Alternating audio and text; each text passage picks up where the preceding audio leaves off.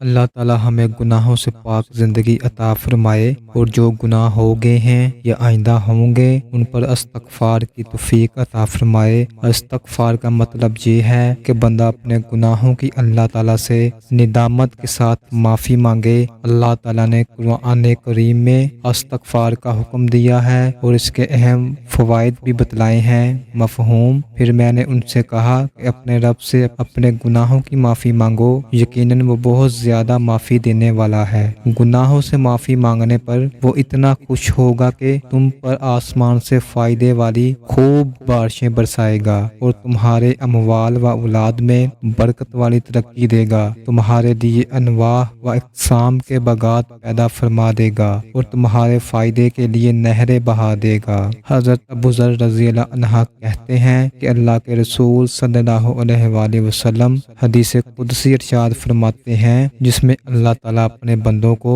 یوں خطاب فرماتے ہیں۔ مفہوم: اے میرے بندو، میں نے اپنے اوپر ظلم کو حرام قرار دیا ہے، یعنی میں ظلم سے پاک ہوں۔ جب میں نے اپنے اوپر حرام قرار دیا ہے تو اس طرح تمہارے درمیان بھی ظلم کو حرام قرار دیا ہے، اس لیے آپس میں ایک دوسرے پر ظلم نہ کرو۔ اے میرے بندو، جس کو میں اپنی توفیق سے ہدایت عطا فرما دوں اس کے علاوہ تم سب گمراہ ہو، اس لیے تم سب مجھ سے ہدایت کی توفیق مانگو، میں ہی تمہیں ہدایت عطا کروں گا۔ اے میرے بندو، جس کو میں اپنے فضل سے روزی دوں اس کے علاوہ تم سب بھوکے ہو، اس لیے تم سب مجھ سے میرے فضل کو طلب کرتے ہوئے روزی کا سوال کرو، میں ہی تمہیں روزی دوں گا۔ اے میرے بندو، جس کو میں اپنے کرم سے لباس پہناؤں اس کے علاوہ سب ننگے ہوں، اس لیے تم سب مجھ سے میرے کرم کی امید رکھتے ہوئے لباس مانگو، میں ہی تمہیں لباس دوں گا۔ اے میرے بندو، تم دن رات گناہ کرتے ہو اور میں تمہارے گناہ معاف کرتا ہوں، اس لیے مجھ سے ہی اپنے گناہوں کی معافی مانگو، میں ہی تمہارے گناہ معاف کروں گا۔ اے میرے بندو، تم مجھے نقصان نہیں پہنچا سکتے اور نہ ہی مجھے نفع دے سکتے، یعنی تمہارے گناہوں سے مجھے نقصان نہیں اور تمہاری نیکیوں سے مجھے فائدہ نہیں، بلکہ گناہ اور نیکی کا نقصان اور نفع صرف اور صرف تمہارے لیے ہے۔ اے میرے بندو،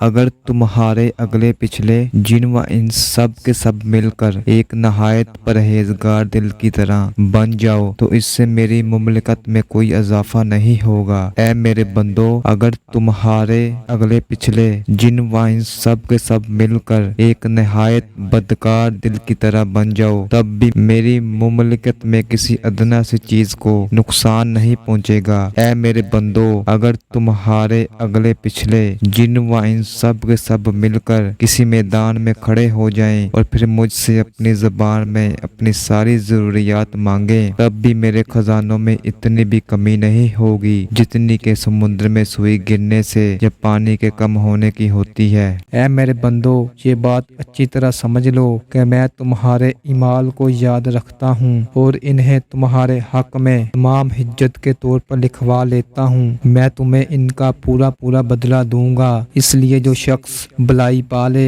اسے چاہیے کہ وہ اللہ کی حمد و شکر ادا کرے، اور جس شخص کو بلائی کے بجائے برائی ملے تو اسے چاہیے کہ وہ اپنے نفس کو ملامت کرے، کیونکہ بعض دفعہ یہ اس کے گناہ کی وجہ سے ہوتا ہے۔ حضرت ابو ہریرہ رضی اللہ عنہ سے مروی ہے کہ اللہ کے رسول صلی اللہ علیہ وآلہ وسلم نے فرمایا، مفہوم: جب کوئی مومن بندہ گناہ کرتا ہے تو اس کے دل پر اس گناہ کی وجہ سے ایک سیاہ نقطہ لگ جاتا ہے، اگر وہ اس گناہ سے توبہ و استغفار کر لیتا ہے تو اس کے دل سے سیاہ نقطہ مٹا دیا جاتا ہے، اور اگر وہ توبہ کی بجائے مزید گناہ کرتا ہے تو وہ سیاہ نقطہ مزید بڑھتا رہتا ہے یہاں تک کہ اس کا سارا دل سیاہ ہو جاتا ہے۔ یہی وہ زنگ ہے جس کا ذکر اللہ تعالیٰ نے قرآن کریم میں فرمایا ہے، ہرگز ایسا نہیں بلکہ ان کے دلوں پر زنگ ہے ان چیزوں کا جو وہ برے اعمال کرتے ہیں۔ حضرت انس بن مالک رضی اللہ عنہ کہتے ہیں، میں نے اللہ کے رسول صلی اللہ علیہ وآلہ وسلم کو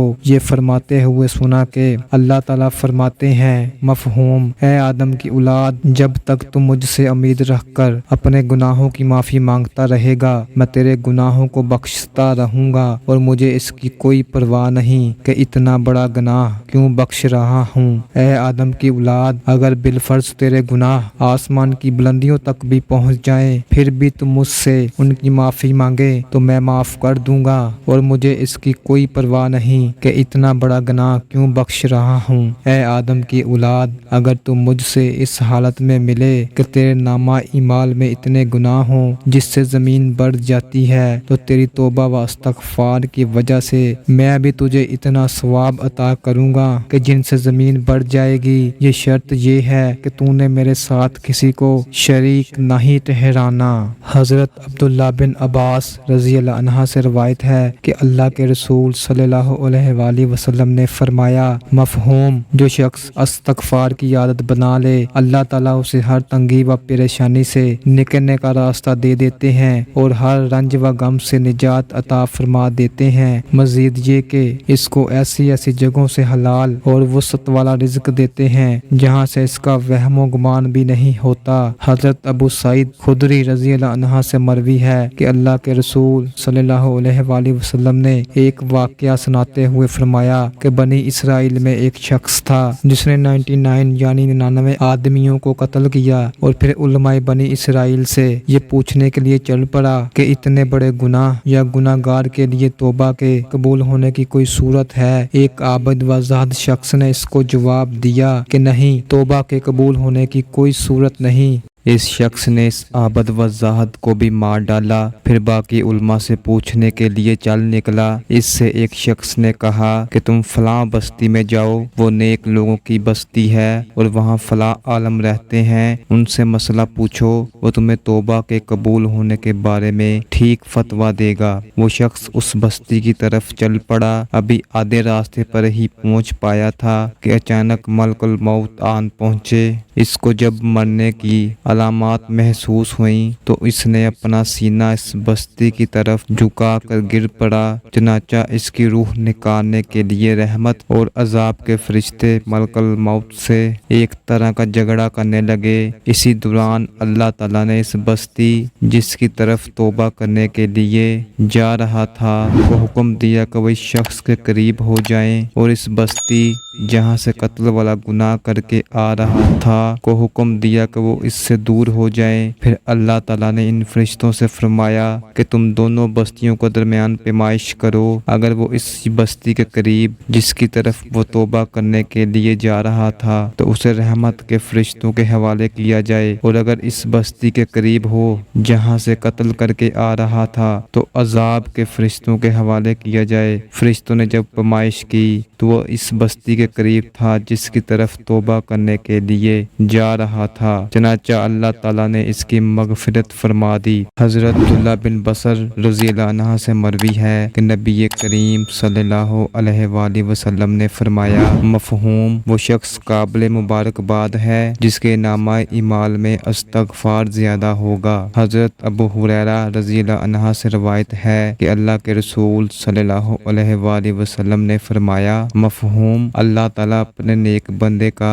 जन्नत में एक दर्जा बुलंद फरमाते हैं तो वो पूछता है कि ए अल्लाह, मुझे ये दर्जा कैसे नसीब हुआ, हालांकि मैंने तो ऐसी नेकी नहीं की। अल्लाह ताला जवाब देते हैं कि तेरे लिए तेरी औलाद ने इस्तग़फ़ार किया है, इसलिए मैंने तेरा एक दर्जा जन्नत में मजीद बुलंद कर दिया है। अल्लाह ताला हमें गुनाहों से पाक जिंदगी अता फरमाए। अगर गुनाह हो जाए तो उन पर इस्तग़फ़ार करने की तौफीक अता फरमाए। आमीन।